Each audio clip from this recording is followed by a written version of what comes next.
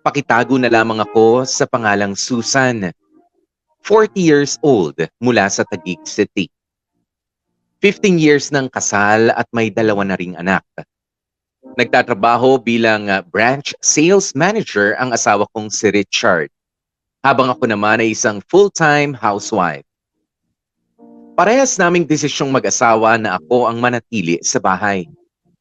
Noong una pa lamang kasi ay sinabi ko na kay Richard na gusto kong maging hands-on sa pamilyang bubuin namin.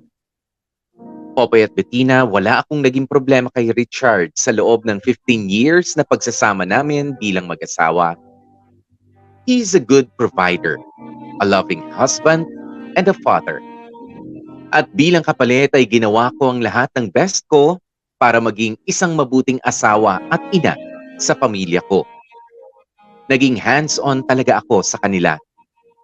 Ako ang nag-aasikaso bago sila pumasok sa opisina at sa eskwela. At kapag nakaalis na nga sila, paglilinis naman ng bahay namin ang ginagawa ko. At pagka-uwi ng mga mahal ko sa buhay ay aasikasuhin ko na sila hanggang sa pagtulog nila.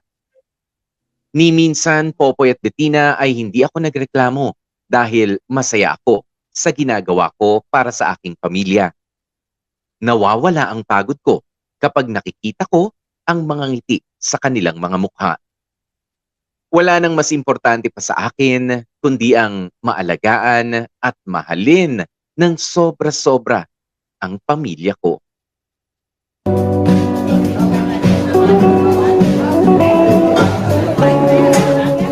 Sino bang babaeng yun? Ay.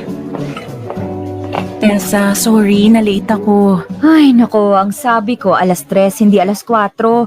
Kanino pa ako nandito, ha? Sorry na nga eh. Ang traffic kasi, tapos ang tagal pang magbihis ng mga bata. Lalo na si Grace. Alam mo namang yung inaanak mong yun, maarte sa sinusuot. Abat dapat lang, no? 15 years old na ang anak mo. Dapat lang na marunong na siya mag-ayos. Nasaan na pala ang mga bata? Susunod daw dito. Si Grace, may bibilin lang saglit sa department store. Tapos si Christoph, pumunta sa toy store. Eh, ang asawa mo, nasan? May business trip sa Palawan. Mamayang gabi pa uuwi. Ah, o siya. Umorder ka na. Mamaya na. Hihintayin ko na si Grace. Aba naman, ang blooming mo ngayon ah. Ang ganda ng dress mo. I love it. Saan mo nabili yan? Sa Divisoria lang to, no? 350 lang ang bili ko rito. Ang ganda, no? Dalabat first sight ako sa damit na to eh, kaya binili ko na agad. Ang ganda ha, bagay sa'yo. At hindi ka rin naman nagpatalo sa red lipstick mo ha? Of course! Ito kasi yung bagay na shade sa akin. Tsaka, gandang-ganda sa akin si Joseph kapag naka-red lipstick ako, no? Ikaw, anyari, Mare? Bakit? Anong problema sa itsura ko? Mare naman, sana man lang nag-lipstick ka. Mukha kang anemic. Ang putla-putla mo. Tapos, bakit naman ganyan lang ang suot mo? Plain t-shirt, pantalon, doll shoes. Nagtakong ka man lang sana. Ay, alam mo namang hindi ako komportable sa takong. Eh paano kapag nagkatakbuhan dito ha? Eh di hindi ako makakatakbo ng mabilis. At saka okay naman tong t-shirt ko ah. Bagong bili lang to, no? At baka kailangan mo nang magsalamin. Naka-lipstick ako, no? Nude pink ang bagay na shade sa akin. Ang boring mong tingnan. Maglugay ka nga, para naman may maganda sa'yo. Apat, hobby mo nang manglait ngayon, no? Wala namang problema sa itsura ko, ah. Maarte ka lang kaya hindi mo masyadong na-appreciate yung tinatawag nilang simplicity. Magkaiba ang simplicity sa boring. Alam ko na. Mag-shopping na lang tayong dalawa. Tuturuan kitang pumili ng mga magagandang damit at sandals. Yung mga sexy. Yung kitang cleavage. Ganun. Loka-loka ka talaga. Ba't naman ako maglalabas ng cleavage? Baka masuko pa yung makakakita nito, no? At sa edad natin pa talaga, ha? Nagmumurang kamatis lang? Mas luka-luka ka. Anong nagmumurang kamatis? Excuse me, Susan. Hindi ka ba aware na 40 is the new 20? And so what naman kung magsuot ka ng sexy, yung kitang cleavage? Sabi nga nila, when you have it, show it. Baliw ka talagang babae ka. Buti na lang talaga hindi ka pa sinasaway ng asawa mo, no? Sus, gustong-gusto nga niya yung damitan ko eh. Nagiging hugis puso ang mga mata nun kapag nakikita nun ng cleavage ko, no? Tapos yung damit ko, hapit, kita yung curves. Ay, die. Sinasabi ko sa'yo, pag uwi sa bahay, alam mo na. Talaga? Eh di ibig sabihin, active pa kayong dalawa sa, alam mo na. Sa sex. Oo naman, Day. 3 times a week. Pero kapag may business trip siya at wala ng buong weekend, nagiging 4 times a week. Seryoso? Grabe kayo ah! Ano namang masama ron? Asawa ko naman si Joseph. Tsaka dapat, kahit matagal na kayong mag-asawa, yung init ng pagsasama hindi nawawala. Eh kayo ba ni Richard? Ilang beses kayo mag-sex sa isang linggo? Ilan nga ba? Hindi kasi kami katulad ninyong dalawa ni Joseph eh. Minsan lang namin gawin yun. Busy kasi. At saka, okay naman kami ni Richard. Alam mo, dapat hindi ka nagsasettle sa okay lang. Dapat, bongga. Ano ba ginagawa niyo tuwing gabi? Nagkwekwentuhan tungkol sa mga nangyari sa araw namin, kung ano yung gagawin namin bukas, at yun lang. Tapos matutulog na kami. Hindi lang pala itsura mo ngayon ang boring. Pati mga gabi niyo mag-asawa. Mare naman, dapat nangangalabit ka rin. Pero sa bagay, gaganahan ba naman sa'yo ang asawa mo kung ganyan ang itsura mo?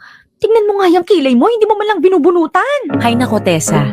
Kung ano man yung itsura ko ngayon, ang mahalaga, mahal ko ang asawa ko. Alam mo, wala namang kumwe-question sa pagmamahal ni Richard sa'yo. Of course, mahal ka nun. Kaya ka nga pinakasalan, hindi ba? Pero ang point ko lang kasi rito, mag-effort pa rin naman tayo para sa mga asawa natin. Magpaganda tayo. Dapat pag uwi nila, mabango tayo. Sexy, makinis, maganda. Alam mo yun. Tsaka wala namang masama kung minsan ikaw ang mangangalapit. Importante ang sex sa mag-asawa. Hindi naman ako katulad mo na wild at adventurous, no? At isa pa, kailangan bang gawing big deal yan? Aba, oo naman. Dapat hindi nawawala yung attraction nyo sa isa't isa. Hindi dapat puro tamis lang. Hindi rin dapat puro okay lang. Mas maganda kapag may init, may anghang. Para may thrill at hindi boring. Alam mo kung anong dapat mong gawin? Ano? Magpaganda ka. Magpa-hair salon ka, manicure, pedicure. Bumili ka ng mga damit na magmumukha kang sexy sa paningin ni Richard. Yung gaganahan siya sa'yo. Yung kapag nakita ka niya, maglalaway siya sa kaseksihan mo. Para naman ganun ako ka-sexy. Yan ang problema sa'yo. Ang baba ng self-confidence mo, kaya nagre-reflect sa aura mo. Dapat pinapractice mo tuwing umaga, pagkatapos mong gumising.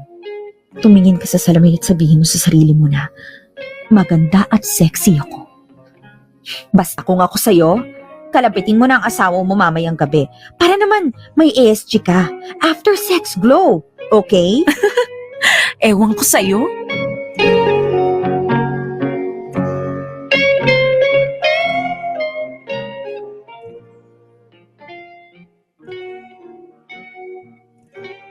Popoy at Bettina ng mga oras na yon ay saka ko lamang napansin na oo nga, may kulang pa pala sa relasyon namin ng asawa kong si Richard. Akala ko noong una ay okay lang kami. Masaya kami dahil buo naman ang pamilya namin. Walang problema sa kahit na anong bagay. Pero dahil nga sa mga sinabi ng kaibigan kong si Tessa, napaisip ako ng malalim. Hindi ko na matandaan kung kailan kami huling nagkaroon ng oras para sa isa't isa ng asawa ko. Kung kailan ang huling out-of-town trip namin na kaming dalawa lamang. Kung kailan ako nakarinig sa kanya ng compliment. At kung kailan nga ang huling sex namin. Siguro ay parehas naming hindi napansin ang mga bagay na yun. Dahil masyado nga kaming nag-focus sa mga responsibilidad namin bilang mga magulang. Popoy at Bettina, may isang gabi na napatingin ako sa salamin at tinignan ng mabuti ang aking sarili. Hindi ko alam kung maaawa o matatawa ako sa nakita ko. Para kasing hindi uso sa akin ang suklay. Basta nakapusod na lamang ang buhok ko ay okay na. Doon ko na lamang din napansin ang mga wrinkles na nag-uumpisa na magkaroon sa mukha ko at nangingitim na nga ang ilalim ng aking mga mata. Pagdating naman sa katawan, nagulat ako dahil ang laki pala ng ipinayat ko. Hindi ko na rin matandaan kung kailan ako huling nakapagpamanicure at papedicure man lang sa salon. Napabuntong hininga na lamang ako, Popoy at Bettina. Tama nga si Tessa.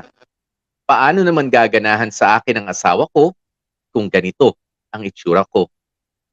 Pero alam ko naman na kahit ganito nga ang dating ko, ay mahal na mahal ako ni Richard. At sigurado akong hindi ako nagkulang bilang asawa sa kanya at ina sa mga anak namin.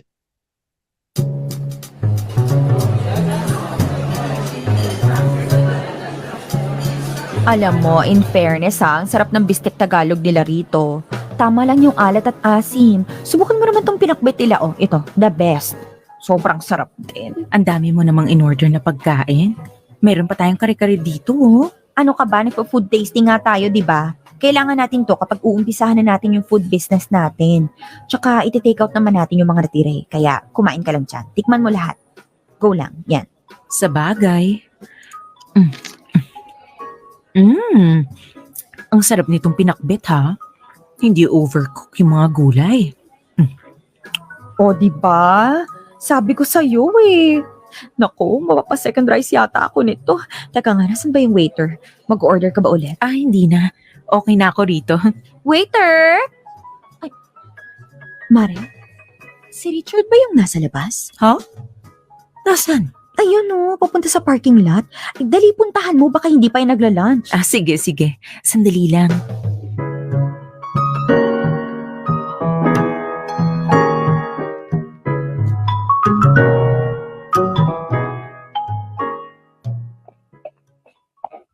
Ang bilis naman itong maglakad. Love! Love! Ay, hindi yata ako narinig. Lalapitan ko na. Hi! Hi! Let's go? Hindi ba tayo kakain dito? Nakakain na tayo rin sa iba naman. Oh my God. Hindi. Baka kinailangan lang nilang magkita. Kumalma ka lang, Susan. Kumalma ka lang. Wait. Sasagutin ko lang tong tawag. Hi, love. Oh, napatawag ka? Nasan ka? Nasa labas Meron akong lunch meeting ngayon Ikaw? Kasama si Tessa. Nagla-lunch din kami. Okay. Ingat sa pag-uwi ha. Sige na. Parating na yung meeting ko. Bye. Tara na, nagugutom na ako Ako rin Tara.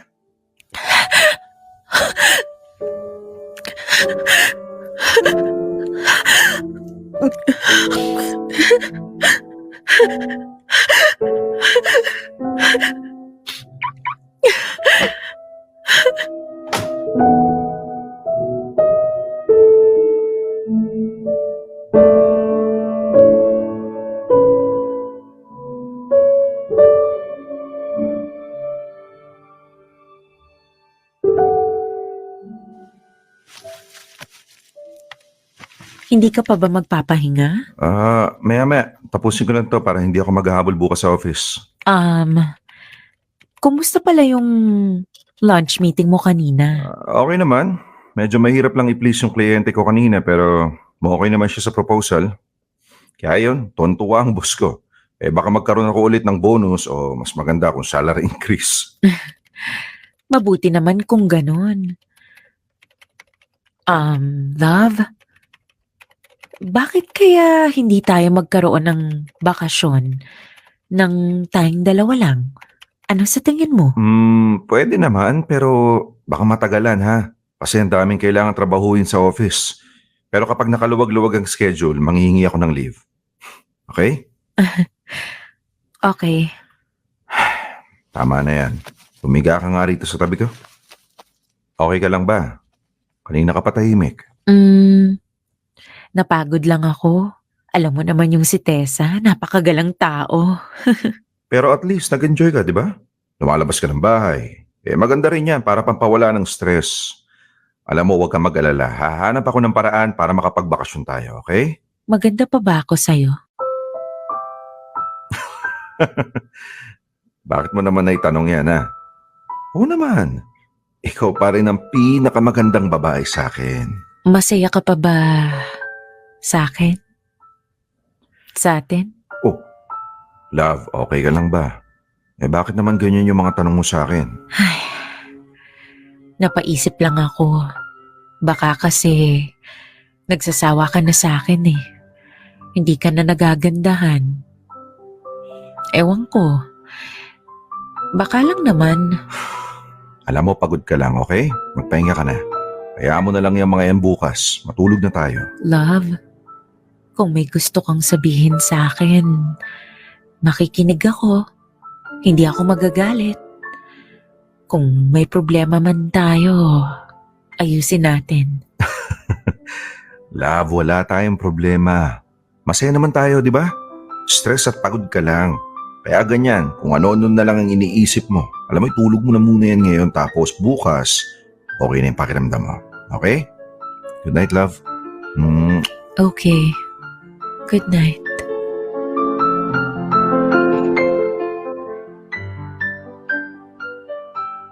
Popoy at Bettina, ni minsan ay hindi ko naisip na magkakaroon ng ibang babae ang asawa kong si Richard. Nalolokohin niya ako ng harap-harapan. Mabuting tao ang asawa ko, kaya nang makita ko siya ng araw na yun, ay halos hindi talaga ako makapaniwala. At mas lalo akong nasaktan dahil isang kaibigan ang naging babae niya. Si Cathy, ninang ng mga bata at isang family friend. Gusto kong umiyak, sumigaw at saktan si Richard pero hindi ko magawa. Hindi ko masabi-sabi sa harapan niya na alam ko ang panlulokong ginagawa niya sa akin. Ako kasi yung tipo ng taong hindi mahilig magkompronta. Ayoko na nakikipag-away at mas lalong ayokong nagagalit. Muli kong tinignan ang sarili ko sa salamin. At doon ko lang na-realize kung bakit ayaw kong kumprontahin si Richard. Dahil siguro ayokong marinig na may pagkukulang din ako.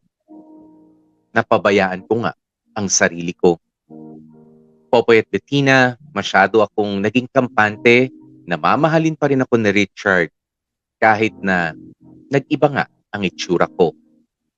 Masyado akong nag-focus sa pagiging ilaw ng tahanan namin na hindi ko napansing napapabayaan ko na pala ang pagiging asawa ko naman sa kanya.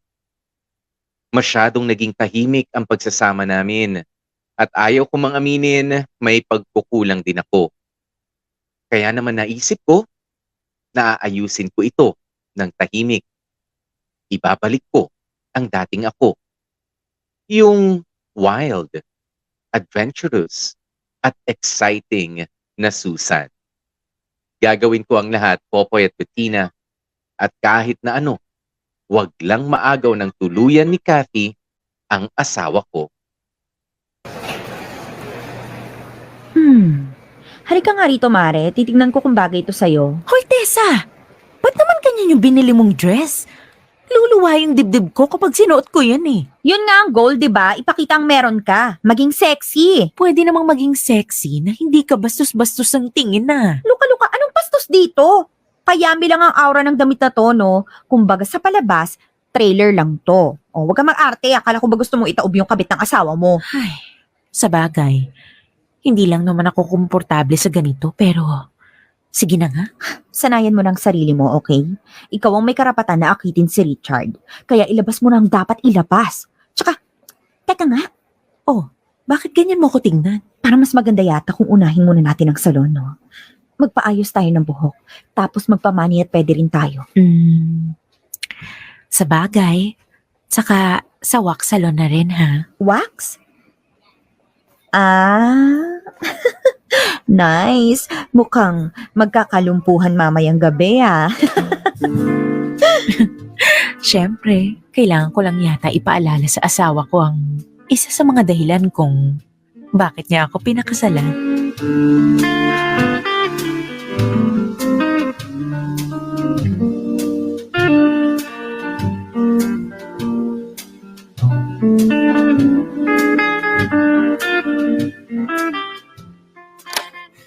Anong meron? Dami namang kandila rito sa kwarto. Hi, love.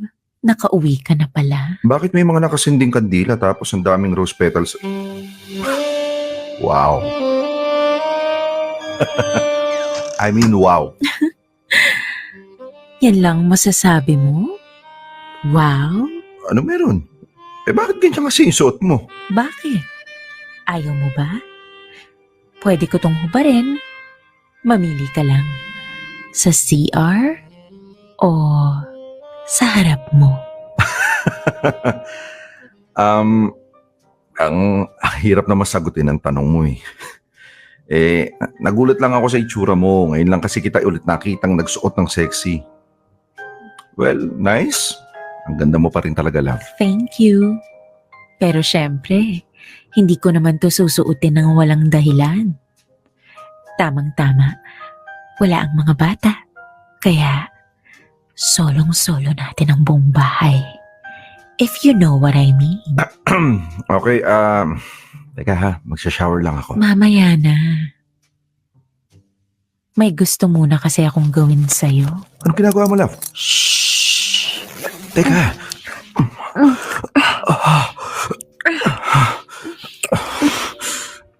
Oh, okay. Okay, nagets ko na.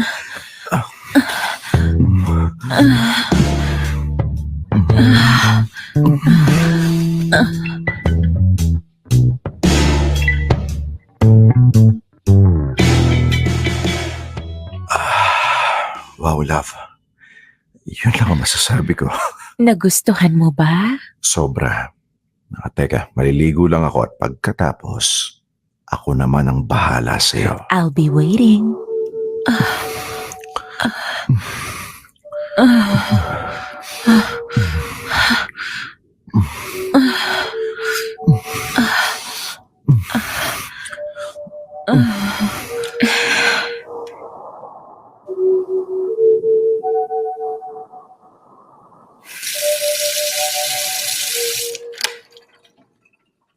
Nakakamiss din palang maging ganon.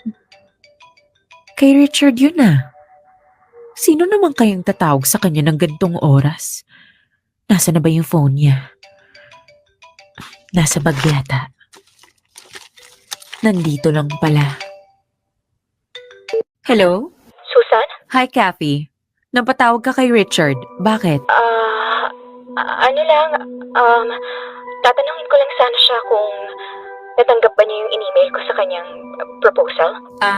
Pwede mo namang i-text na lang. Tumawag ka pa.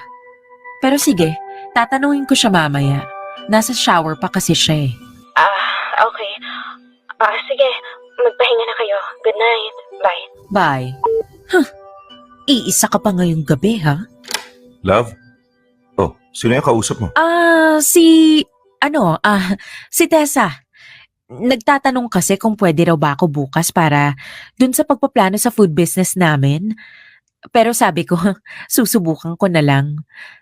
Baka kasi tanghaliin ako ng gising. Okay. Bibilisan ko na yung pag-shower, ha? Okay.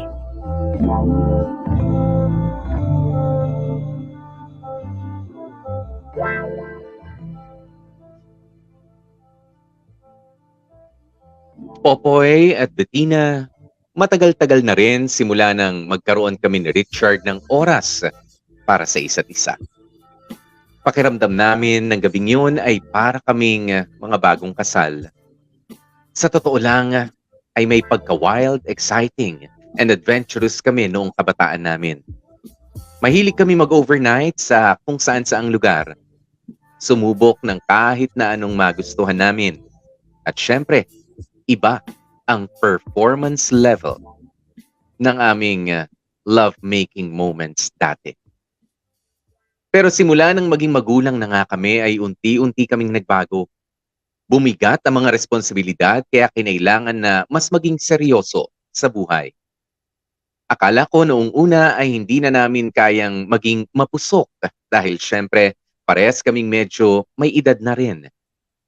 Pero Popoy at Bettina, nailaban namin ni Richard ang sex night namin. Walang gustong magpatalo. At pagkatapos noon ay iba talaga yung satisfaction. Wala kaming ibang ginawa kundi ang magtawanan, magkwentuhan at ulit-uliting ang kinin ang isa't isa.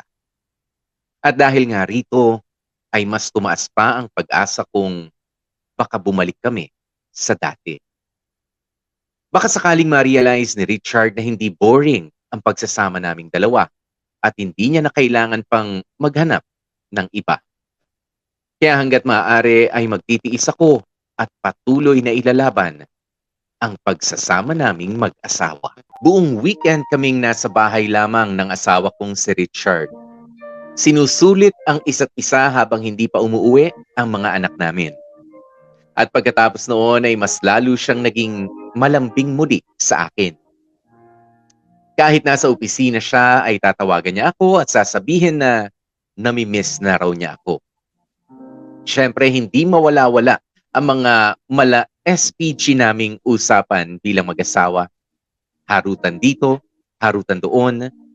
Biglang naging makulay ang sex life naming dalawa. Ang sarap pala sa pakiramdam ng ganun. Nakakawala ng pagod at ng stress sa buong araw. Natuto rin akong mas mag-ayos pa ng aking sarili. Bumili ako ng mga sexy na damit at sinanay ang sarili ko na magsuot ng lingerie tuwing gabi. Gumagamit na rin ako ng makeup at kahit nga nasa bahay lamang ako ay sinisiguro kong fresh pa rin akong tingnan. Kahit lipstick lang, okay na yun. Dito rin kami nagsimula ni Richard na kahit isang beses sa isang linggo, ay magkaroon man lang kami ng date. Kapag ganoon, ay iniiwan namin ang mga bata sa mga lolo at lola nila habang kami ay ine-enjoy ang oras na magkasama. Isa pa sa mga napansin ko ay mas nabibigyan niya ako ng panahon ngayon.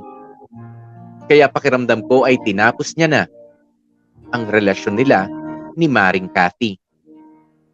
Hindi ko na binalak na ungkatin pa ang pagkakamali niyang yon. Iniisip ko, Popoy at Bettina, na parang wake-up call ko ang nangyari kina Richard at kay Maring Cathy. Oo, alam kong mali ang manloko at hindi ako dapat na pumayag na ipasawalang bahala na lamang ang nalaman ko. Pero ginamit ko yon para baguhin ang sarili ko. Para baguhin ang lumalamya na naming pagsasama ng asawa ko.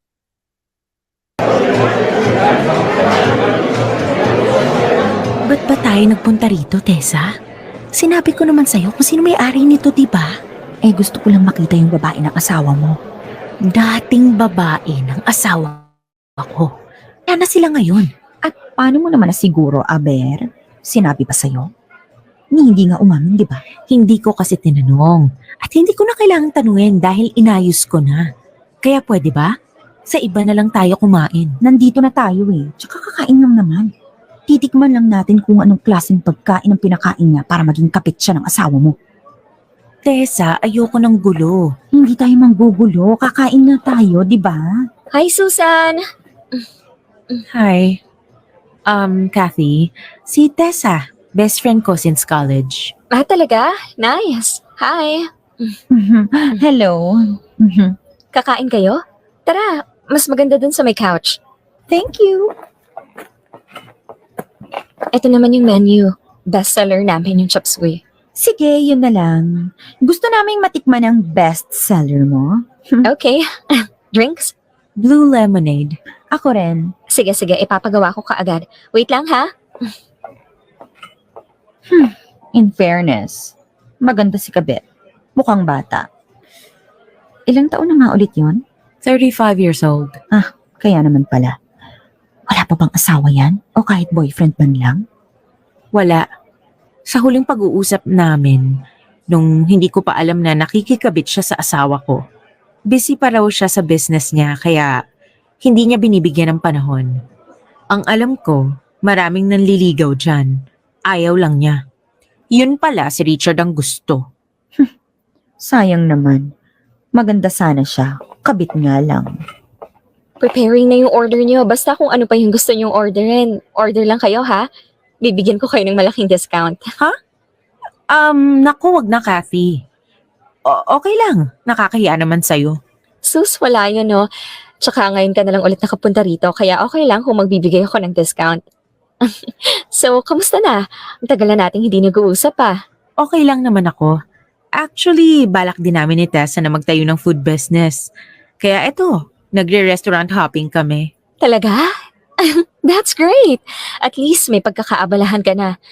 Hindi na rin naman ganun alagain yung mga anak ni Richard. Dagdag income rin. By the way, you look great. Ngayon lang kitang nakitang nag-ayos ng ganyan. Sobrang bagay sa'yo, lalo na yung dress mo. Thank you. Sinabihan ko kasi tong si Susan na dapat matuto siyang mag-ayos, magmukhang sexy. Kaso, lagi niya sa akin sinasabi na matanda na raw siya. Hindi na raw bagay. Ha? Bata pa naman ng 40 years old, ah. At saka hindi naman halata sa kanya na may 2 anak na siya. Batang-bata pa rin tingnan tong si Susan, no? See? Sabi ko sa'yo eh. Ayaw mo pang maniwala sa akin. Kapag nag-ayos ka, taob mo lahat ng magagandang dalaga sa paligid para walang maglalakas loob na umextra sa inyong mag-asawa. For sure, mas lalong na in love sa'yo si Richard. Ikaw, Kathy, may boyfriend ka ba ngayon? Naku hindi ako maniniwala kung wala. Sa ganda mong yan? Naku, wala. Talaga? Wala nga ba? Wala eh, tsaka wala akong time. Dito sa restaurant, halos nauubos yung buong araw ko. Magbo-boyfriend pa ba ako? Masaya naman na ako sa buhay ko. Oo nga pala, nasan si Richard? Nasa bahay. Nagpapahinga. Galing kasi siya sa company outing nila eh. Pero ayun, nilagnat kagabi kaya... Ano? Nagkasakit si Richard? Teka, bakit? Dahil masyado na siyang napagod at dahil sa wala ring pahinga. Masyado kang nagulat ah. Okay ka lang? Oo naman. Medyo nag-alala lang ako. Alam mo naman yung si Richard, hindi ba? Hindi naman sakiting tao, kaya nakakagulat na nagkasakit siya. Pero, kamusta naman na siya ngayon? Okay na siya. Pinagpapahinga ko lang dun sa bahay. Buti naman kung ganon. Ang dami rin kasing ginawa nun sa resort eh, kaya ayan, masyadong napagod. Sabi ko nga sa kanya... Kasama ka rin nung weekend? Ha? Oo, hindi ba niya nabanggit sa'yo? Kasi kami yung kinuha ng company nila para sa catering. Sinama na rin kasi nila yung birthday ng boss nila. Talaga? Kasi parang nabanggit niya sa akin na may pa-party yung boss nila sa office. Next week. Yun ang sabi sa akin eh. Baka gustong magdalawang celebration. Sige, maiwan ko muna kayo ha. May aasikasuhin lang ako sa loob. May catering service kasi kami ulit next week eh. Mag-order lang kayo ng gusto nyo. Enjoy. Bye. Dating kabet ha. Parang hindi naman yata natapos ang relasyon nila. Ano? Hindi ka pa ba papalag? Mananahimik ka pa rin ba? Hindi pa naman tayo sigurado. Baka nagsasabi siya ng totoo. Diyos ko naman, Susan. Hanggang kailan ka magpapakatanga dyan sa asawa mo? Aba nilandi mo na lahat-lahat, nanlalandi pa rin ng iba. At ang kapal ng kabit niya, ha? Kung makipag-usap sa'yo, parang wala siyang malaking kasalanan sa'yo. Pati hindi mo kinumpronta na lang, ha? Sana sinabi mong alam mo na ang lahat. Kilala mo ko, Tessa. Hindi ako skandalosa.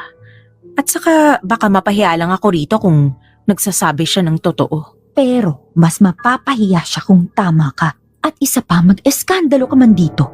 May karapatan ka dahil kabit yan ng asawa mo. Kailan ka ba magiging matapang, ha? Huwag kang tatanga-tanga. Sayang ang ganda.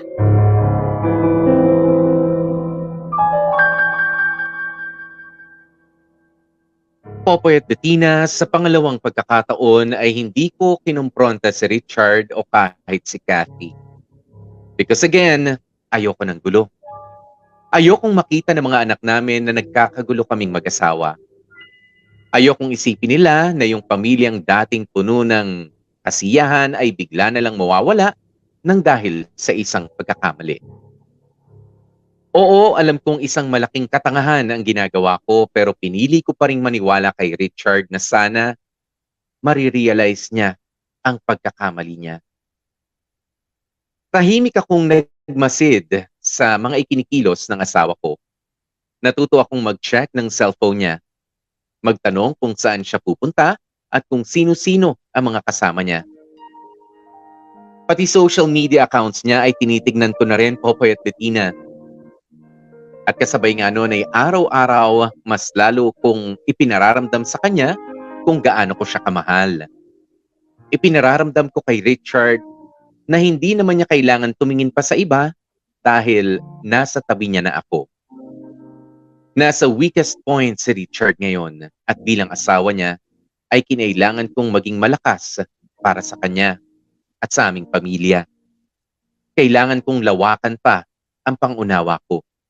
Kailangan na mas laliman ko pa ang pagmamahal ko.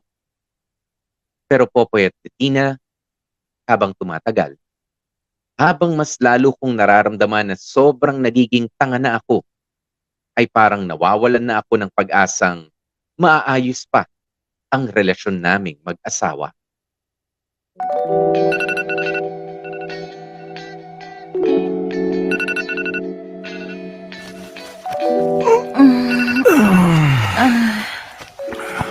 Good morning, love.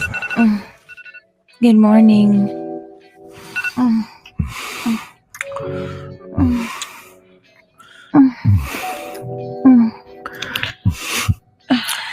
Ang sarap naman ng appetizer ko.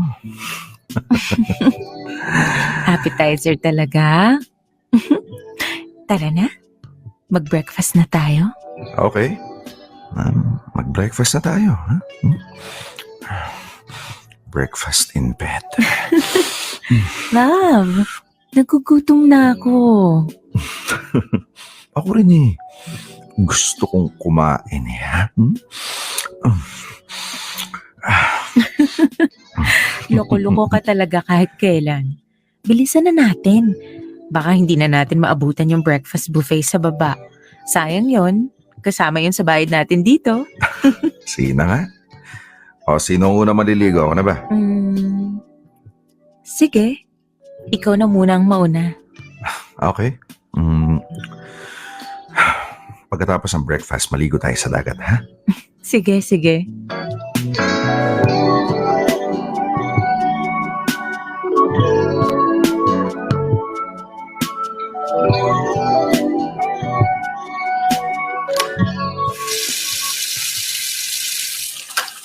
Ay, nagugutom na ako.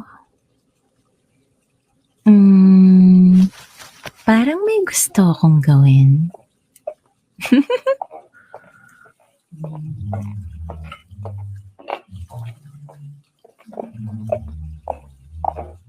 Love? Uy! Anong ginagawa mo rito? Akala ko ba mamaya ka pa? Sabay na lang tayo. Para tipid sa tubig. Palusot ka pa. Hindi mo na lang sabihin na gusto mo ako makasabay maligo, ha? Ano? Yan ay kung paliligo lang ang gagawin natin. Ah! Iba palang balak mo, ha? Nagutom ka rin, oh. Hindi. Busog pa ako mula kagabi. Sadyang masarap ka lang ulit-uliting tikman. Huwag kang mag-alala. Unlimited naman ako pagdating sa'yo, ha? Ang sarap naman yan. Good.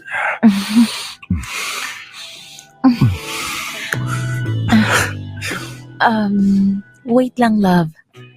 Kagabi ka pang ikaw ang gumagalaw eh. Ako naman ngayon. Ako naman ang magpapaligaya sa iyo ngayon. Okay?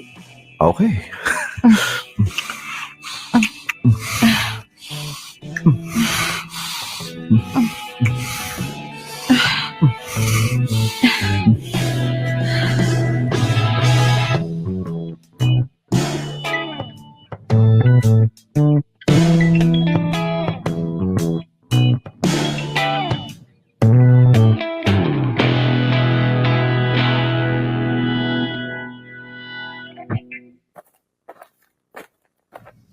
Hi. Anong ginagawa mo rito sa labas? Ini-enjoy ko lang tong sunset. Kailangan sulitin. Minsanan lang to eh. Nag-enjoy ka ba sa bakasyon natin? Oo naman. Sobra. Ikaw, nag-enjoy ka rin ba? Abay, syempre. Ikaw ba naman ang may katabing sexing babae? Talaga nakaka-enjoy. Pero alam mo, ito na yung pinakamasayang bakasyon natin dalawa. Feeling ko, malapit nang magkaroon ng bunsong kapatid sina Tintin at Boyet eh. Mas maganda na kung dalasan natin to. Tingin mo. Para naman magkaroon tayo ng break sa pagiging magulang. Alam mo, huwag ka mag-alala, love. Gagawa ako ng paraan para maulit to. Ilalabang ko sa boss ko yung mga leave ko. Masaya ka pa rin naman, di ba? Oo naman. Sa tingin mo ba, yayakap ako sa'yo ng ganitong kaigpit kung hindi, ha? Sobrang masaya ako. Kasi sobrang mahal kita.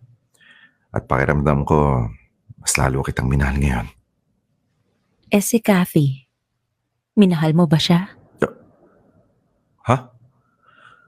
Minahal mo rin ba siya? O mas magandang tanungin kung mahal mo pa rin ba siya? Anong pinagsasabi mo? Paano naman nakapasok si Cathy sa usapan natin? Di ba wala Alam ko, Richard.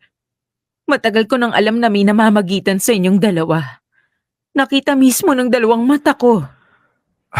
Susan, magpapaliwanag ako. Wag na. Tinanggap ko na sa sarili ko na kaya ka siguro naghanap ng iba. Kasi may kulang sa akin. Kasi nagkulang ako sa'yo bilang asawa. At sa simula pa lang, pinatawad na kita.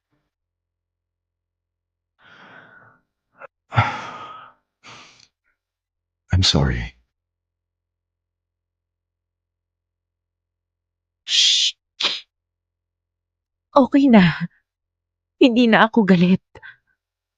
Isa na lang yung hihilingin ko sa'yo. Na sana, ito na yung huli. Sana hindi mo na ako magawang saktan ulit. Pinatawad kita dahil mahal kita. Mahal na mahal kita, Richard.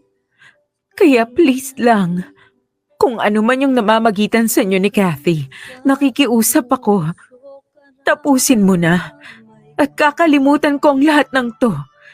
Alam kong kaya mong gawin yun. Dahil alam ko ring mas mahal mo ako. Pero ang gusto ko, ako lang ang babae sa buhay mo. Dapat ako lang. Mas lalo kong naramdaman na sobrang mahal ko ang asawa kong si Richard. Nagawa ko siyang patawarin ng 2 beses. Nagawa kong magbigay ng pangalawang pagkakataon para sa asawa ko. Buong buhay ko ay hindi ko inakalang magmamahal ako ng ganito katindi. Pero naniniwala akong worth it ang lahat ng sakit na naramdaman ko. Ilang beses ko nang napatunayan na mahal ako ng asawa ko. Sadyang naging mahina lamang siya sa temptasyon dito sa mundo. Parehas naming ipinangako ni Richard na sa pag-uwi namin ay hindi na namin pag-uusapan ang katotohanan. Matagal ko nang alam ang panloloko niya. Ayaw naming mapansin yon ng mga bata. Dahil anuman ang mangyari, ang mga bata ang pinaka-maaapektuhan. Kaya hanggat kaya namin na itago sa kanila ay itatago at kung maaari nga ay kakalimutan namin ang masamang panaginip na yon. Popoy at Bettina, sa loob ng ilang buwan ay naramdaman kong ginawa ni Richard ang gusto kong mangyari. Mas maaga na siyang umuuwi galing sa trabaho. Nasa amin ng kanyang pamilya ang buong weekend niya. At naging madalas ang pagde-date namin bilang mag-asawa. Kaya nasabi ko na hindi na sayang ang pangalawang pagkakataon na ibinigay ko sa kanya dahil naniniwala at nagtiwala ako sa asawa ko. Hanggang sa may nalaman akong halos magpagunaw ng aking mundo. Kathy! Kathy, buksan mo ang pinto! Kathy! Susan? Anong problema? Nasaan ang asawa ko? Si Richard? Ewan ko. Hindi ko alam. Bakit sa akin mo hinahanap? Pwede ba? Huwag na tayong magmaang-maangan dito. Alam mo kung bakit sa iyo ko hinahanap ang asawa ko. Kaya ilabas mo na siya dahil alam kong nandito siya. Hindi kita maintindihan, Susan. Ano bang pinagsasabi mo? Tsaka wala rito si Richard. Pumunta ako sa office niya. Ang sabi ng kasamahan niya, nag-leave daw siya ngayong araw. Pero nang tumawag ako sa kanya, ang sabi niya nasa office raw siya. So anong ibig sabihin nun? Eh di nagpapakasasa na naman siya sa kandungan mo. At huwag mo nang itanggi dahil alam ko ang lahat, Kathy. Alam kong may relasyon kayo ng asawa ko. Umalis ka na sa pamamahay ko. Dahil uulitin ko, wala si Richard dito. Hindi ako aalis dito hanggat hindi mo siya pinapalabas. Alam kong nandito siya. Ikaw lang naman ang dahilan ng mga pagsisinungaling niya sa akin. Kaya alam kong nandito siya. Richard! Lumabas ka, Richard! Lumabas ka rito! Ano ba, Susan? Pwedeng tumigil ka na? Nakakahiya sa mga kapitbahay. At ngayon ka pa talaga nahiya, ha? Pagkatapos mong makikabit sa asawa na may asawa at umarteng parang isa kang anghel, mahihiya ka pa? Matagal nang makapal ang mukha mo. Kaya ilabas mo ang asawa ko kung ayaw mong ipabarangay kita. Wala nga kasi rito. Huwag ka nang magsinungaling sa akin. Susan, tama na yan. Umuwi na tayo. Uuwi? Para ano, ha? Para protektahan yung kabit mo? Yung malanding babae na sumira sa pamilya ko, ha? Ang kakapal ng mga mukha ninyo. Hindi pa talaga kayo nadala, ha? Hindi talaga kayo naawa sa akin? Susan, I'm so... Sorry! Sorry? Parang kanina lang todo tanggi ka. Tapos ngayon magsasorry ka? Okay, may sagot ako sa sorry mo. Susan! Siguro naman magigising ka na ngayon sa kalandian mo. Alam mo, bagay sa iyo yung pangalan mo eh. Kathy. Dahil isa kang makating babae. Bakit hindi mo na lang ipakamot yung kate mo sa ibang lalaki, ha? Bago mo tignan ang pagkakamali ng asawa mo, tignan mo muna yung pagkakamali mo. Bakit kaya hindi mo muna isipin kung bakit naghanap ng iba ang asawa mo? Nagloko ang asawa ko dahil may malanding katulad mo. Hindi ako malandi. Sadyang hindi ka lang karapat dapat na maging asawa niya dahil pinabayaan mo siya.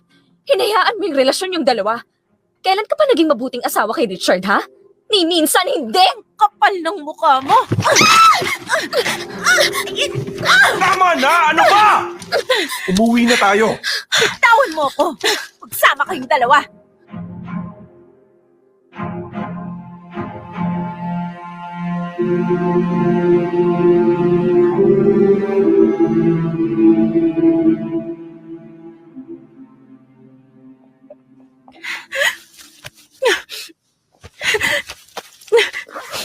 Susan, itigil mo na nga yung pag-iimpake mo. Pag-usapan muna natin to.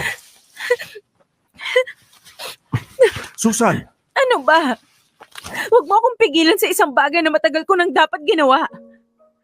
Iiwanan na kita, Richard. At isasama ko ang mga bata. Ano, ganun na lang ba yun, ha? Hindi mo na ba natin pag-uusapan to? Teka lang, ha?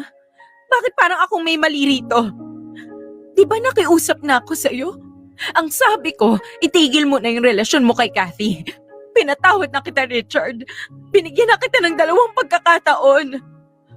Hindi lang isa, kundi 2. Tapos malaman-laman ko, nandun ka na naman sa pugad ng malanding babaeng yon. Mali kasing iniisip mo. Nandun ako para tapusin ang lahat ng meron sa amin. Sige, kunwari tanga ako ngayon. Kunwari naniniwala ako sa dahilan mo. Bakit ngayon lang?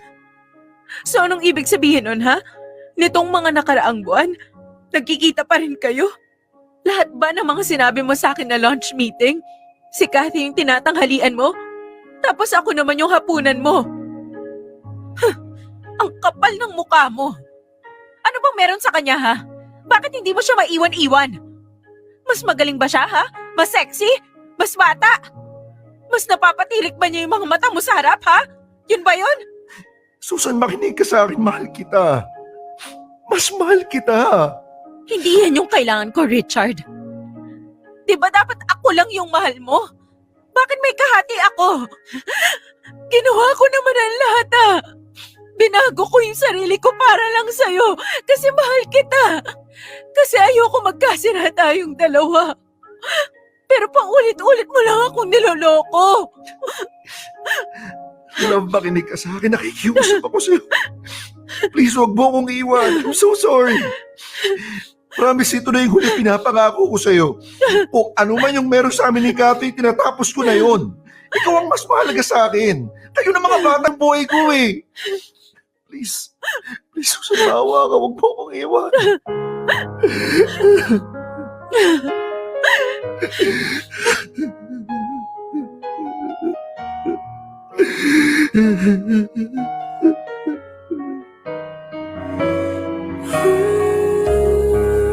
One is enough. Two is too much. Sagad na ako. Masyado nang masakit, Richard. Sobrang sakit. At hindi ko na alam kung kaya ko pang ibigay yung gusto mo. Na umalis ako ng bahay, dala-dala ang mga anak ko at iniwan na ngang tuluyan na mag-isa si Richard. Nang mga oras na yon ay wala na akong pakialam kung yun man ang simula ng pagkasira ng aming pamilya. Ang tanging nasa isipan ko lamang ay gusto kong mawala yung sakit at galit dahil hindi ko na kinakaya pa. Pakiramdam ko ay para na akong mamamatay. Sa tuwing iisipin ko na paulit-ulit akong niloko ng lalaking minahal ko ng sobra-sobra, ay parang hindi ako makahinga. Sobrang sakit. Bakit ganun? Ginawa ko naman ang lahat. Binago ko pa nga ang sarili ko para sa kanya. Pinatawad ko si Richard ng 2 beses kahit hindi siya humihingi ng paumanhin. Ni isang salita ay wala siyang narinig mula sa akin. Pero siguro, yun nga ang pagkakamali ko. Masyado akong nanahimik dahil akala ko doon ko maibabalik sa akin ang asawa ko. Aaminin ko na mahal ko pa rin si Richard. Nasa puso't isip ko ang kagustuhan na maayos pa ang pagsasama namin. Pero hindi ko alam kung paano kakalimutan ang masasakit na nangyari. Gusto ko siyang patawarin, hindi ko lang alam kung papaano. Naisip ko, siguro, panahon na lamang ang makapagsasabi kung kailan at kung papaano. Popoy at Bettina, dito ko natatapusin ang liham ko. Alam kong nabitin kayong lahat dahil hindi pa naman tapos ang kwento namin ni Richard. I've already done my part, kaya ipauubaya ko na lang ang lahat sa Panginoon. Kaya naman maraming salamat sa pagbibigay pansin sa kwento kong ito.